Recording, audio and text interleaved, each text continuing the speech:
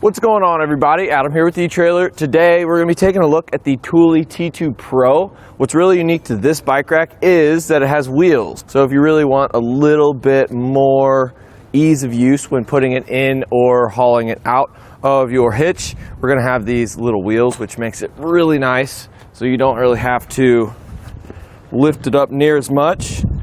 Go ahead and put this in the hitch. And what I really like about this is we don't have a hitch pin or anything like that. We just have a little pin seeker here. Kind of push that down, falls into place, and we have a knob. So you don't need any tools to get this nice and secured. And the nice thing about the knob is it has a lock on it. So we can go ahead and take our keys, lock it up, and it's going to be nice and locked to the rack. But in this configuration, from the center of the hitch pin hole to the farthest most point, it's about 20 inches. But we can go ahead and use this big old lever right here. Super easy to do.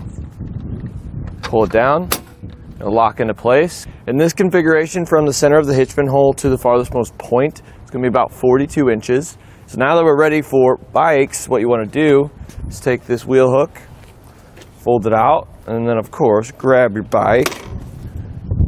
And since we do have 60 pounds capacity per bike, we can use our electric bikes like you see here. Go ahead and put that in. I always like doing this first just because it actually holds the bike upright. And since it doesn't have any frame contact, it's also going to be good for your carbon fiber bikes as well. Come down here to the little strap. They give us an 18-inch long strap. And what I really like about this is you don't have to pull it. You can go ahead and crank that guy down. It has a little sleeve for the fancy wheels we have here, so it's not going to scratch anything up. And we are ready for the next bike. You can see down on our cradles here, we're going to have a couple different indentations. So the very deep groove is going to be for our road bikes. As you can see, it fits in there really nicely. But then the next one up is going to be for your mountain bikes, but these cradles will accept tire widths up to 5 inches. And when it comes to the wheel hook, we're going to be able to use bikes with a wheel diameter of 20 to 29 inches. So for the kiddos bikes, it's going to be good as well.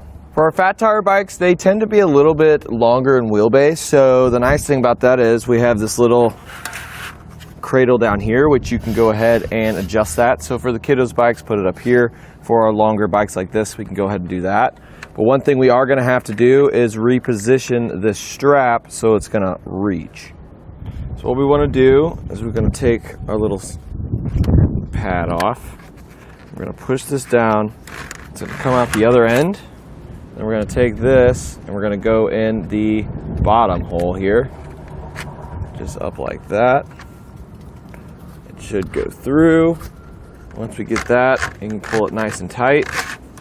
We're going to replace our little pad. And now we have plenty of room for it to reach. And we're only going to have to do that for our wider tire bikes. So even if you decide you're going to be taking a fat tire bike, sometimes you can just keep the strap there. We'll have a little bit more left over, but just know that you really only have to do that for the fat tire bike. So figure out exactly which cradle you're going to use, and then you can swap the strap position on whatever one you plan on putting your fat tire bike on. But the nice thing about this is you're going to be able to adjust it. So for the kiddos bikes that are really short wheelbases, you can go like that. For this one, you can adjust it back. But the maximum wheelbase for bikes is going to be about 50.5 inches. So you go ahead and pull this through and then crank her down.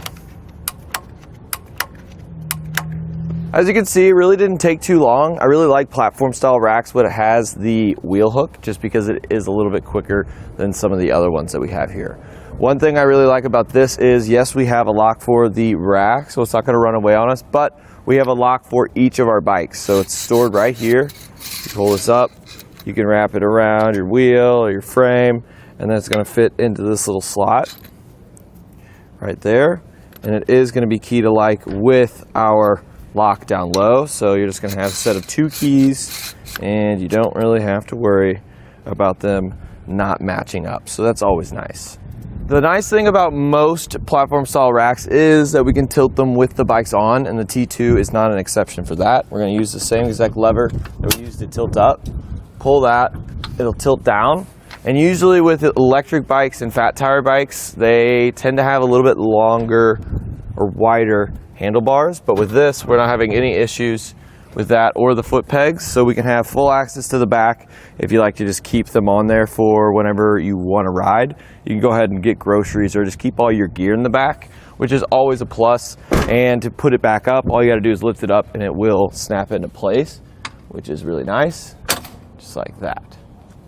There isn't a whole lot of things we would really want to add to this rack just because it does come with the locks. It comes with the same key system as well, but if you have a growing family or your hobby is growing, you're getting more bikes, we do have a 2-bike add-on, but it is going to cut the capacity down to 40 pounds per bike, but you do have that option. With the wheels, it is nice to have them, but it is going to cut our ground clearance down a little bit. They stick about 18 inches from the center of the hitch pin hole out. Now that we went over all those features, let's see how she does on our test course. First, we'll start with the slaloms. This is going to show the side-to-side action. It's kind of going to mimic the movements that you'll see whenever you're driving down the road normally.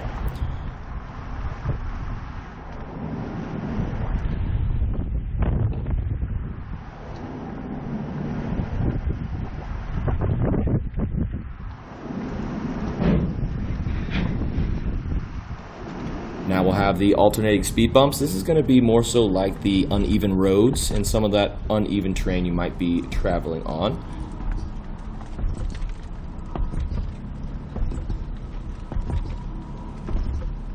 And now with the fold speed bumps, these are going to be pretty much like normal speed bumps. You get to see the up and down action of the bike rack and see how it holds up. To sum it all up, the T2 is a really well-built rack. It has some plastic components, but they're high-quality plastic components, so they're not going to crack or fade over time. I really do like the idea of the wheel hook is the quickest to get on and off, and also with the wheels. That's super unique for bike racks. There's only a couple of them that really have it, and this one is a little bit heavier, so it's going to be easier to get it to your hitch and load it up. Again, this was the Thule T2 Pro. I'm Adam with eTrailer, and I hope you have a good day.